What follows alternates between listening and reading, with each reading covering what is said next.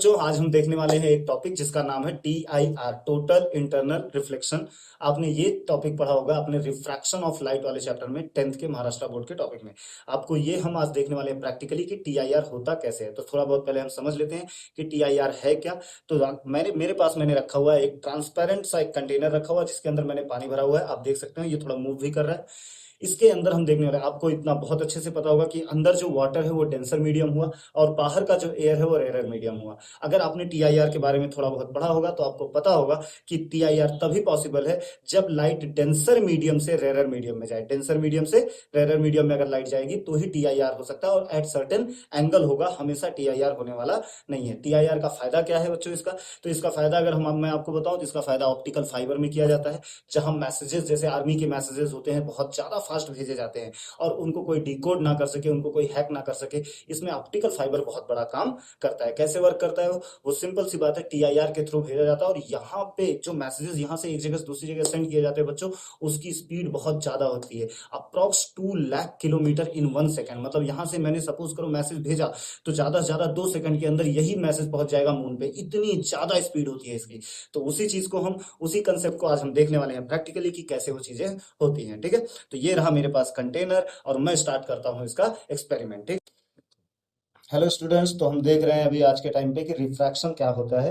अगर मान लो लाइट जा रही है डेंसर मीडियम से रेयर मीडियम। यहाँ पे अगर इसमें देखेंगे तो इसके अंदर हमने पानी भर के रखा हुआ है जो हमारा डेंसर मीडियम है, और बाहर इसके जो भी चीजें हैं वो हमारा क्या है, रेयर मीडियम, क्योंकि वहां पे एयर पड़ा हुआ है। ये पूरा का पूरा कंटेनर हमारा ट्रांसपेरेंट है, इसके अंदर हमने वाटर भरा हुआ है। तो स्टार्ट करते हैं। ये हमारे पास एक लेजर लाइट है, मोनोक्रोमेटिक लाइट रेड कलर की। आप देख सकते हैं इसका फोकस मैं सामने वहां पे लगाया हूँ।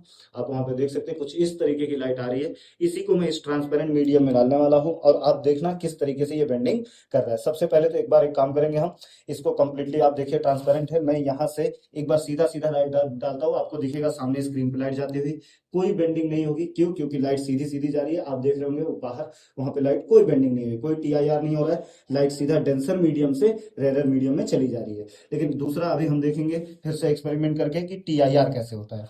सपोज करो स्टूडेंट्स कि मैं अगर यहाँ से, आप देखेंगे अगर डेंसर मीडियम में मैं एक सर्टेन एंगल पे जाता हूँ, देखो अभी यहाँ तक कोई भी TIR नहीं हो रहा है। जैसे जैसे मैं धीरे धीरे एंगल्स को चेंज करूंगा, आपको दिख रहा होगा कि लाइट रेज यहाँ से जा रही हैं और यहीं पे अंदर ही अंदर बेंड हो जा रही हैं, अंदर ही अंदर रिफ्लेक्ट हो जा रही हैं। देखो इस तरीके से कुछ रिफ्लेक्ट हो जा रही है और इसे ही हम बोलते हैं TIR। हेलो बच्चों, तो जो अभी अभी भी आपने एक वीडियो देखा होगा उसमें आपको दिखा होगा TIR के बारे में कुछ चीजें, टोटल इंटरनल रिफ्लेक्शन। तो चलिए देखते हैं उसका रीजन क्या है कि TIR कैसे हो रहा है, क्यों हो रहा है। मान लेते हैं हम, ये हमारे पास एक डेंसर मीडियम है और ये हमारे पास एक रेयर मीडियम है। डेंसर मीडियम हम वाटर ले लेते हैं और रेयर मीडियम हम ले लेते हैं एयर। ठीक है, तो अगर लाइट मान लो हमने यहाँ पे लगाया एक एलईडी बल्ब, एलईडी बल्ब से लाइट निकली, वो चारों तरफ लाइट निकलती है।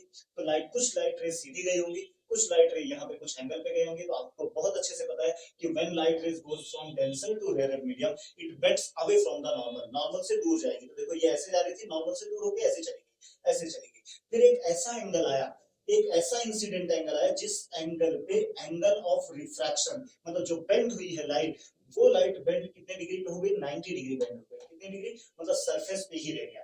इसके बाद अगर मान लो मैं कोई एक रे यहाँ पे भेजूं, उस क्रिटिकल एंगल के बाद, इस एंगल, इंसिडेंट एंगल के बाद अगर कोई और भी एक रे मैं भेजता हूँ, तो वो रे यहाँ से रिफ्रैक्ट होकर दूसरे मीडियम में जाएगी ही नहीं, क्योंकि ऑलरेडी वो सरफेस पे आ चुकी है। तो अब जो लाइट रे है वो बेंड होकर सीधा उसी मीडियम में रह जाएगी, जिसे हम बोलते हैं कि यहाँ पे रिफ्लेक्शन हो रहा है। क्या होगा बच्चों?